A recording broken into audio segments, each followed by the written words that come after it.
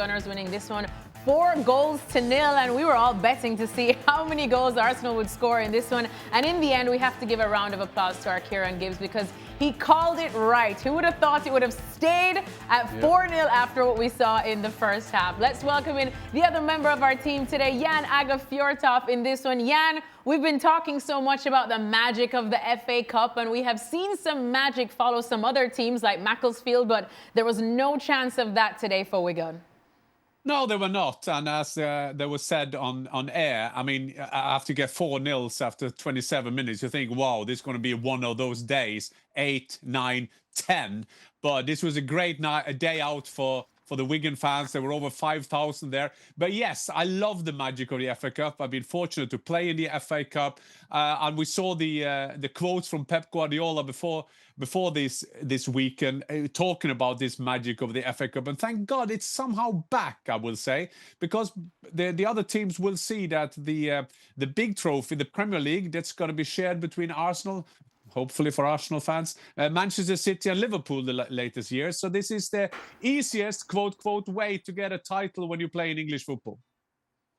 Kieran, we spoke so much about Eberechi Eze before this one because, as Stevie said, given the opponent, this was just all about him tonight, for him to do all the stuff that we know he can do. Did he answer some of the doubters, critics that he may have had?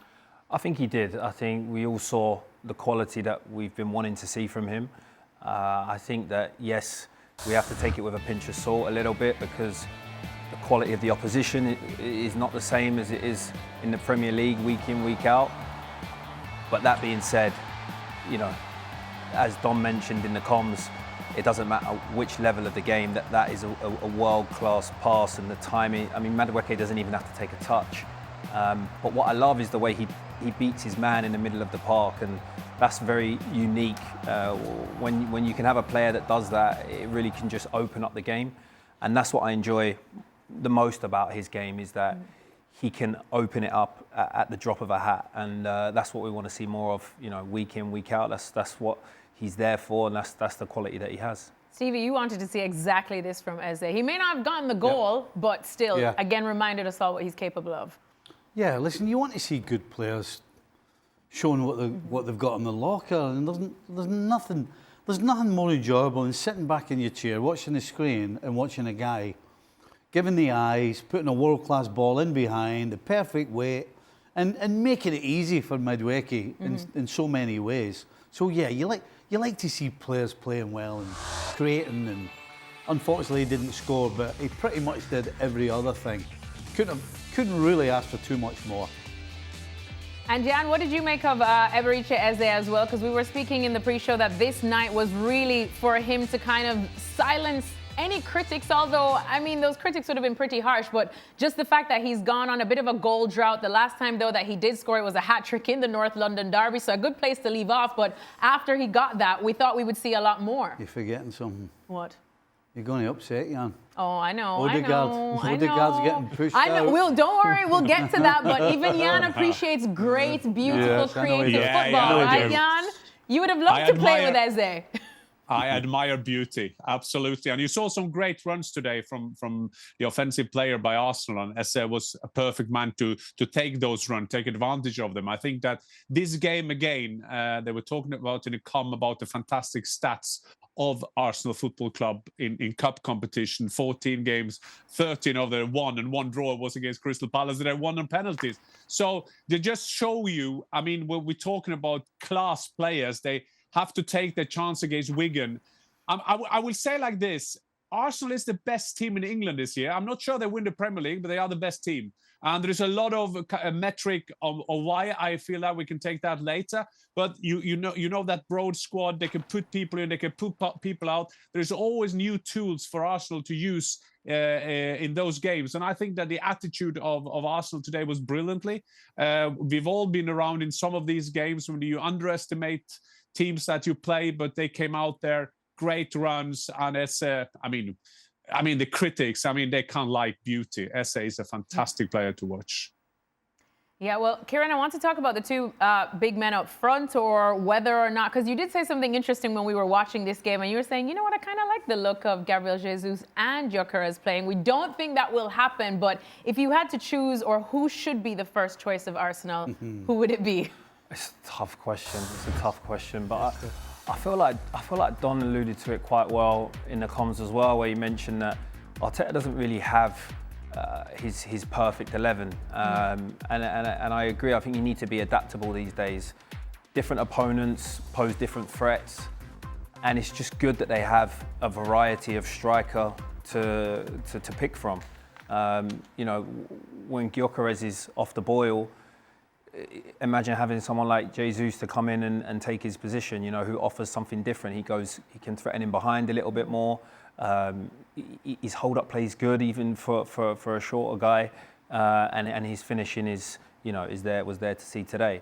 I think most importantly is, does he have a variety of strikers to pick from? Because that's what you're going to need in this running, and you're going to have to be ruthless. Whoever's not performing at this point of the season, you got to come out, and I think that is what Mikel has probably learned from over the last couple of years. I think he's making more tough decisions now this season, where I think as seasons before he may have gone a little bit more with his heart, and I think now he's been a little bit more pragmatic in his selection. But you know, he has such a deep squad to pick from. I think it's a good problem to have. So you're Arsenal coach for a day, right? Would you rather have three guys and you're not sure which one to play, or would you rather have one of them who's banging goals in left, right and centre? Which one do you want? You can only have one. Do you want the 25, 30 goals a season striker, or do you want three guys like that you can probably play either or any one of them and get the same thing out of them? I think history would show that you want the first one. You want a striker that you know is going to be getting you plus 20 goals a season. Every time you see a championship winning side, there's always a striker in there that has one of those seasons. A tried and true. Yeah. Who's your pick? Did you say your pick?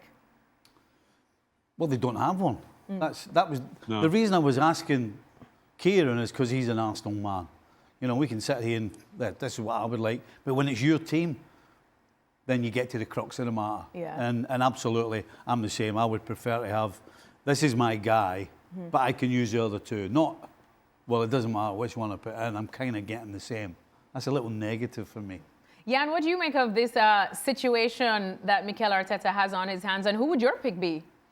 Well, it's a very interesting discussion, because we have that, because we say maybe it's an advantage for Arsenal to have a lot of players who can score goals. The problem is for Arsenal, when we come into the decisive months now, it's not only that they missed the 20-plus striker, they are missing the guy who scored the 1-0s, the 2-1s, the 3-2 at the end, because they don't have the natural great goal scorer. I've been fortunate to follow Gyökeres the last couple of weeks, and I saw when he came on against Sunderland. I talked to him after the game, and you could just see the relief. And don't tell him that he has scored 7 this season. Tell him that he scored 13, because he live and die from goals. And also the credibility he's got in the team, because, yes, a team will always say, yeah, it doesn't matter who scored the goals. Well, it matters when it comes to winning the big trophies, because then you need the best strikers to score your winners. And Arsenal don't have them at that moment. And that is a small disadvantage for them if you compare them with Bayern Munich in the Champions League, or you compare them with Haaland and Manchester City in the Premier League. Is that a little problem, Kieran, that would still keep you up at night? That even though everything has been going well for Arsenal, we see the creativity, we see different names amongst the goal scorers, just to have that man like a Haaland, like a Harry Kane, that's your tried and true, that will always get those little 1-0s? I think it's a cause for concern.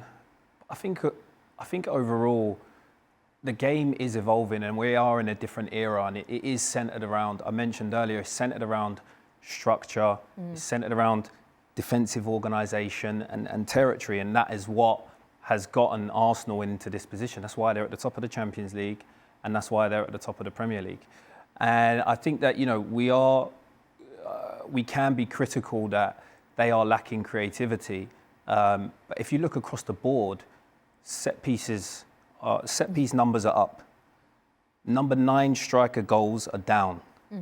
You've got teams that get back into their compact shape much quicker these days.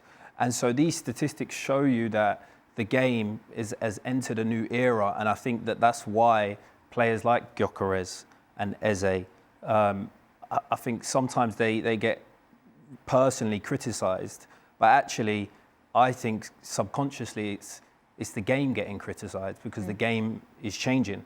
And so it's a difficult one. It's a difficult one. Of course, listen, you want your strikers to score goals. You want your number 10s to create chances. But at the end of the day, Mikel has a formula. And at the moment, it's working. So, you know, whilst people say he's got to take more risk, it's easier saying that. But if you're sat at the top of the Prem and the top of the Champions League in late February, it's kind of one of them where it is a little bit difficult.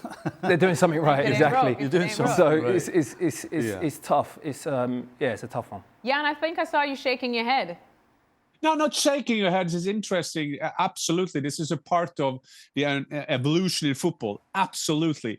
But I think what you will find the last 5 years, all the teams that have won something, they've had a top number 9, a top match winner. I think all teams have that in common. They've taken the big trophies. Having said that, we also know what history has learned us. If Arteta wins with this team, then we'll in the summer say, yeah, we are what Kieran is saying. Yes, it has changed. And I think that the great advantage for Arsenal this season is in their toolbox, there's so many different tools. Because the disadvantage for a team like Manchester City, of course, if Erling Haaland stops scoring goals, where do they take the goals from? That is the advantage for Arsenal Football Club. But it's all about trophies. We're getting into March, April, May. Those are the golden months. Nobody will ask you where you were in February then. Stevie? He's absolutely 100% right. Nobody cares or remembers who's second. We only remember who sat right at the top of the tree.